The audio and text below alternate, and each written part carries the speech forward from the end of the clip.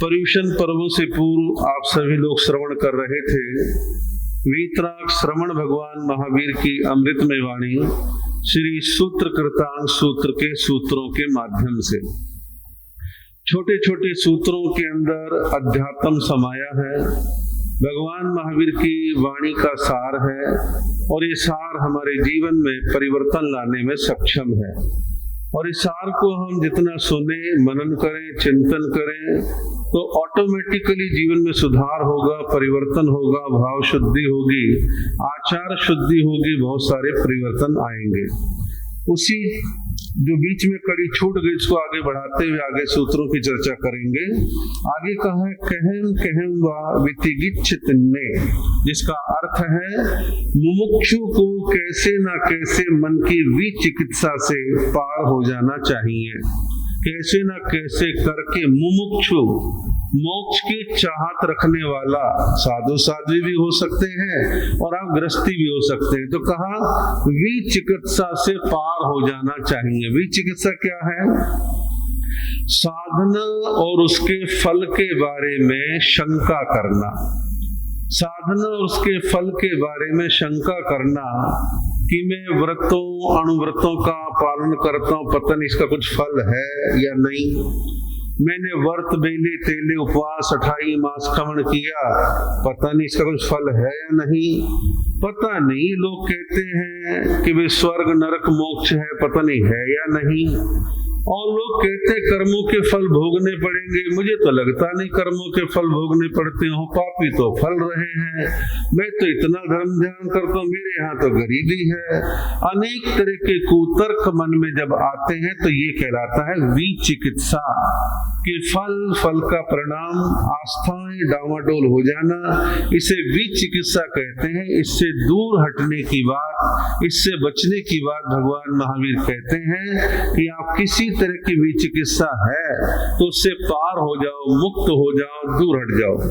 अगले सूत्र में कहा है सूर्योदय पासती चक्षुणेव, सूर्य उदय होने पर आंख के बिना नहीं देखा जाता है।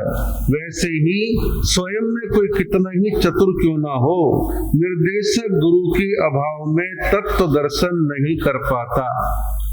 यहाँ गुरु के निर्देशन की मूल्यवत्ता बतलाई गई है। अब देखिए, मान लो किसी व्यक्ति को जन्म से दिखाई नहीं देता, तो सामने कितना ही सूरज निकल जाए, कितने सुंदर चित्र, कितने सुंदर चेहरे हों, किसी मतलब का नहीं है जब आंख नहीं है। तो कहा कि कुछ लोग जन्मजात पर चतुर से ज्यादा होते हैं, चालाक होते हैं, उनकी बुद्धि दौड़ती भागती फिरती रहती है, लेकिन जीवन में सही मायनों में जब तक कोई मार्गदर्शक गुरु नहीं मिलता, रहबर नहीं मिलता, तत्व दर्शन नहीं करा पाता, तो अपनी मंजिल पर, अपने मुकाम पर नहीं पहुंच पाते हैं। तो इसमें जो है मार्गदर्शक, अनुभवी साधक असानिध्य, मार्गदर्शन मिलना आवश्यक है। और उर्दू में रहबर कहते हैं राह दिखाने वाला, मार्गदर्शक हिंदी में कहते हैं मार्ग दिखाने वाला। तो गुरु का भाव केवल इतना नहीं है कि हाँ भाई हमने फला की गुरु धारणा ले ली है, संकित ग्रहण कर ली और हमारा कल्याण हो जाएगा। ठीक है, अपने मन को सुकून देने के लिए कहीं मन टिक गया, आपका अनुभव कह रहा है कि ये गुरु अच्छे हैं, मुझे अच्छे लगते हैं, ज्ञान से, विचार से, विवेक से, तो आप ठीक कदाचित गुरु धारणा ले भी ली, लेकिन अपने मन में एक ब्रॉड सोच रखें, जहां जहां ज्ञानी गुरुजनों का मार्गदर्शन मिलेगा मैं हर संभव लेने की कोशिश करूंगा।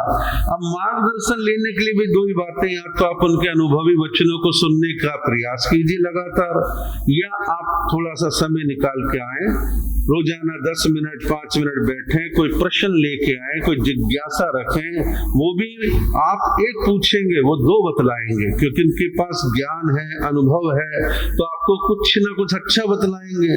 तो इसलिए गुरु के मार्गदर्शन के बिना वो बाहर से चतुर दिखने वाला व्यक्ति भी आत्मिक विकास नहीं कर सकता, क्योंकि गुरु मर्म का, रहस्य का ज्ञाता होता है। अगले सूत्र में कहा है न यावी बन्नी परिहास कुज्जा, इसका अर्थ है कि बुद्धिमान किसी का उपहास नहीं करते, बुद्धिमान किसी का उपहास मजाक नहीं करते। उपहास कई बार कई प्रसंगों में कई लोग कई तरीके से कर देते हैं। किसी व्यक्ति के शरीर की बनावट थोड़ी ठीक नहीं है तो ठाके मार के हंसे या व्यंग मार करके कोई बात कर ली। किसी का रंग रूप अच्छा नहीं है तो हमने कोई कमेंट्स कर दिया, उसका उपहास, उसकी मजाक बना दी। कोई बुद्धि से कमजोर है, हमने उसकी मजाक बना दी। और साधु संत जो है, जो सूत्र है वैसे तो साधुओं के लिए कहे गए हैं, साधुओं को भी फर्ज बनता है कि वो अपनी धर्म सभा में आए हुए लोगों में से किसी खास व्यक्ति को टारगेट करके भरी सभा में उसका उपहास, उसकी मजाक ना बनाए। व्यक्ति कमजोरियां हो सकती हैं, कोई कमियां हो सकती हैं, आप एकांत में आप उसको संकेत कर सकते हो, लेकिन आप भरी सभा में जब व्यंग मारेंगे तो उस व्यंग के माध्यम से उसका हृदय टूटेगा, हो सकता है वो आना छोड़ दे, मन उसका टूट जाए। तो ऐसा कोई काम क्यों करे? हमारा काम तो धर्म प्रभाव न फैलाने का है, ना कि लोगों को तोड़ने का। हमारा काम तो जोड़ने का ही होना चाहिए, तोड़ने का थोड़ी ना होना चाहिए। तो इस पर कहा कि बुद्धिमान किसी का उपहास नहीं करता। ये बात तो होगी साधुओं के लिए जो आचरण सूत्र में सूत्र कृतांत में कह दी, लेकिन क्या ये आप सबके जीवन के व्यवहार में नहीं आना चाहिए? आना चाहिए। आप भी अपने संबंध बना भी सकते हो, बिगाड़ भी सकते हो। हम अपनी आदत में किसी का ऐसा मखौल मजाक ना उड़ाएं जो उसको हर्ट करे, पीड़ित करे और टूट जाए, मन में कसक पैदा हो जाए। ऐसा किसी को भी नहीं करना चाहिए। हाँ, आपके हम उम्र हैं, आपसे खुले हुए हैं, आप उनको जानते अच्छे से, वर्षों से वो आपको जानते हैं, आप सहज रूप से हंसी मजाक कर रहे हैं, वो खप जाएगा। लेकिन किसी को यूं लक्ष्य करके कहना वो उचित नहीं है। अगले सूत्र में कहा है नो छाये नो भी है लूस इज्जा।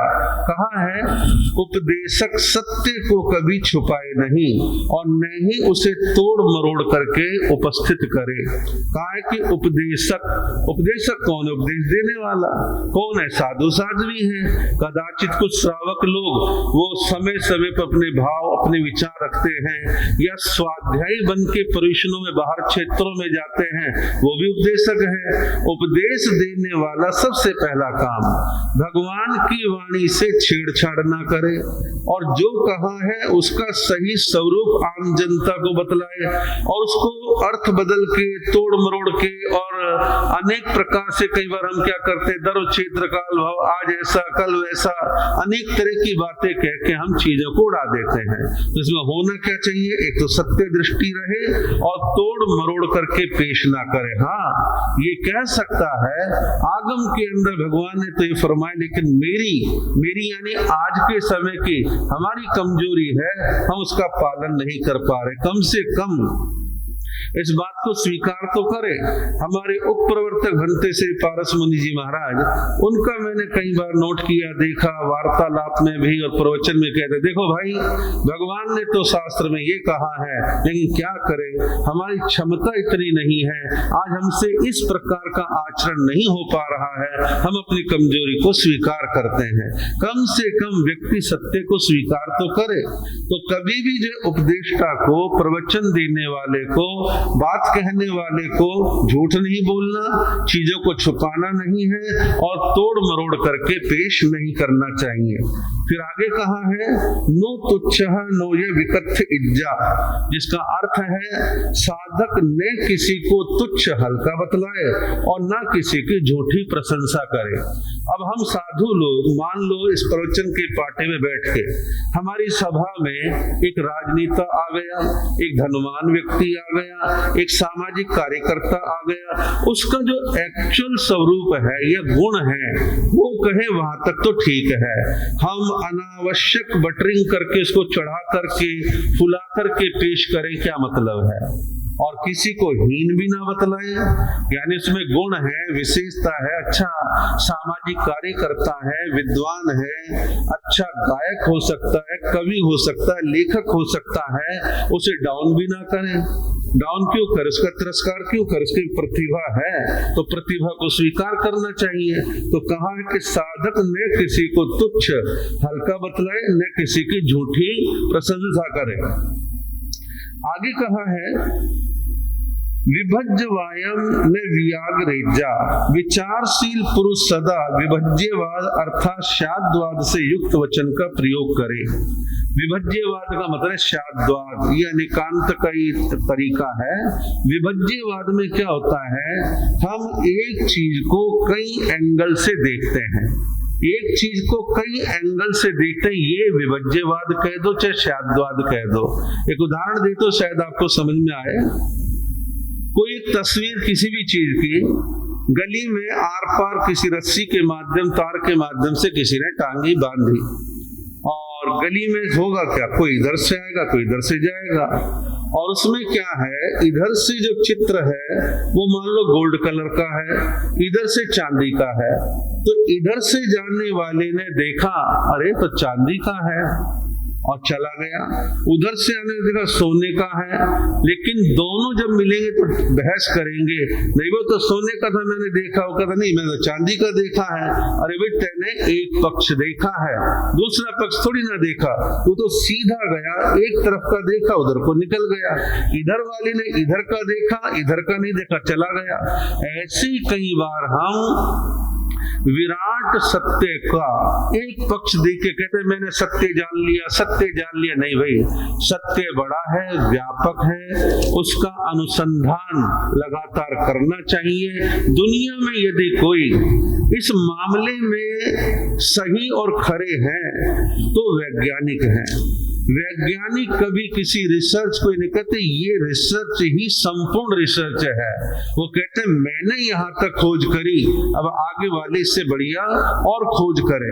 तो साइंटिस्ट तो सत्य के आसपास रहेगा, अनेकांत की शाद्वाद की बात ऑटोमेटिकली उन लोगों के अंदर होती है, लेकिन अन्य लोगों के जीवन में गड़बड़ झाला रहता है, वो एक बात को पकड़ के बैठ जाते हैं, दुराग्रही हो जाते हैं, और दुराग्रही होने के बाद बहसबाजी, सालों साल एक बात को लेकर तने रहना। लेकिन विराट सत्य को कई एंगल से देखें। लोकतंत्र का एक सुंदर स्वरूप है, ग्रुप डिस्कशन, सामूहिक बहस होनी चाहिए। लोकसभा, विधानसभा, राज्यसभा क्या है, बहस के केंद्र है। एक मुद्दा आता है, प्रस्ताव आता है, हर दल अपनी बात पेश करता है, फिर उसका मंथन होता है, फिर वोटिंग होती है, फिर एक स्वरूप को स्वीकार करा जाता है। ऐसे ही हम लोग सभी सत्य के खोजी हैं, तो फुल स्टॉप ना लगाएं।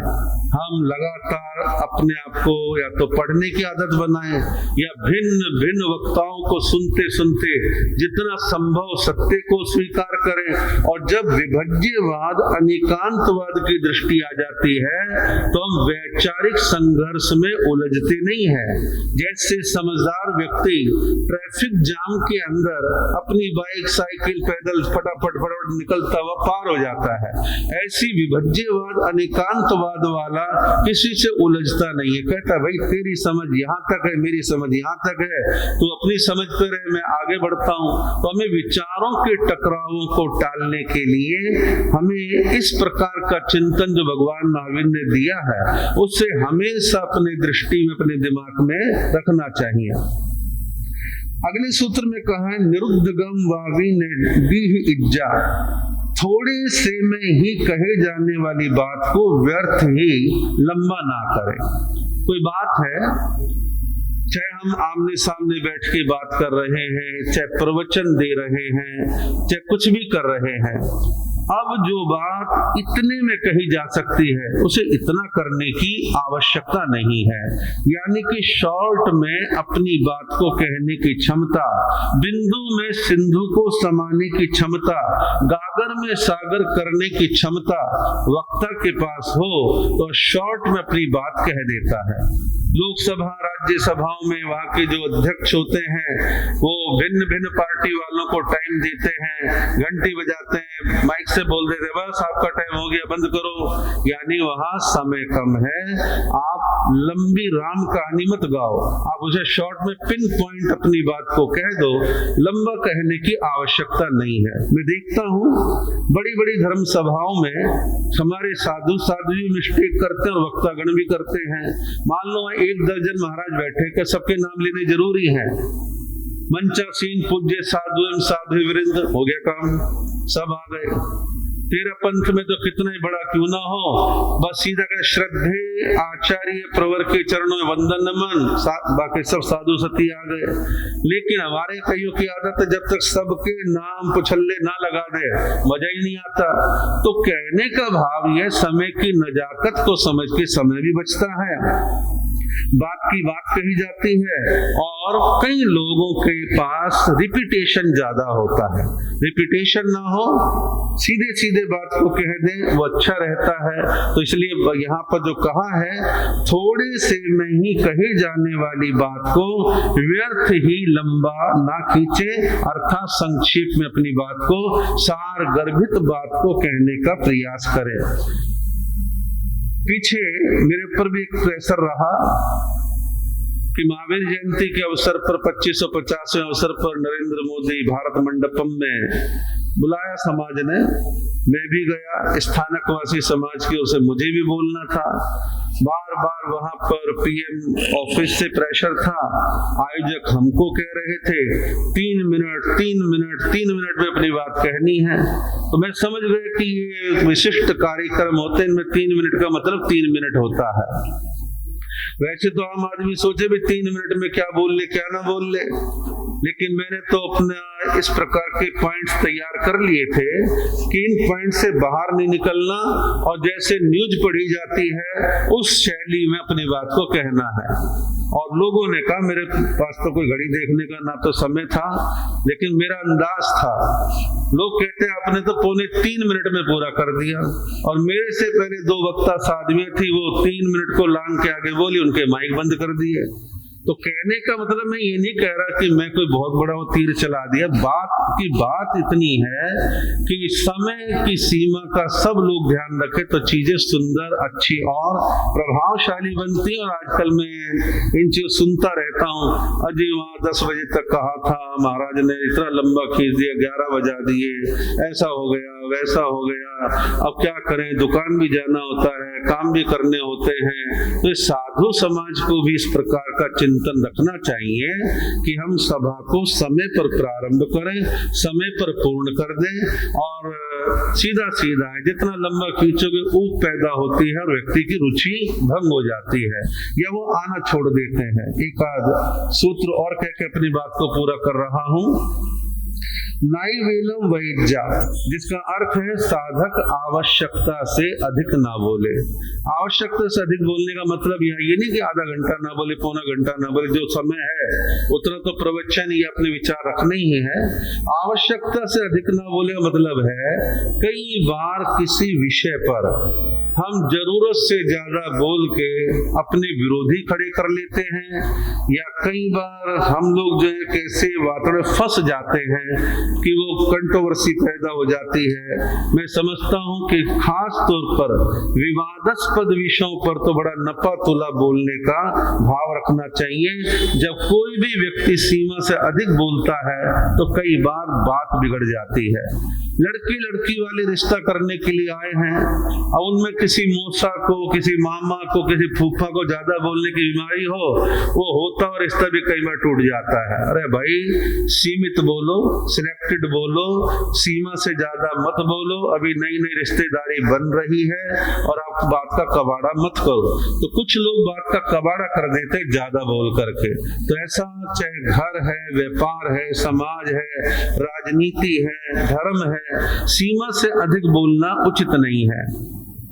राजनीतिक क्षेत्र में कई बार कुछ नए नए नेता पधारते, कोई फिल्म लाइन से आता है, कोई क्रिकेट जगत से, कोई खेलों से आता है। अब नए नए होते हैं, रहता हुए आज ही मैं देश को सुधार दूंगा, और वो बेचारे कोशिश करते हैं कोई मीडिया वाले आए, अखबार वाले आए और बोले कुछ ना कुछ, और जब ज्यादा बोल जाते हैं पार्टी की तो डांट पड़ती है, तुमने तो नाक कटवा दी, क्या बोल दिया तुमने, तुम्हें ये बात नहीं बोलनी चाहिए, ये विषय बड़ा सेंसिटिव विषय है, तुम्हें तो संभल के बोलना चाहिए। तो डांट डपट पड़ने के बाद फिर वो कंट्रोल कंट्रोल में आते हैं। ऐसा नहीं हो, इसके लिए सीमा में बोलो, लिमिटेड बोलो, कम शब्दों में बोलो, प्रभावशाली बोलो, बात खत्म है। आगे के सूत्रों की चर्चा आगे करने का भाव रहेगा।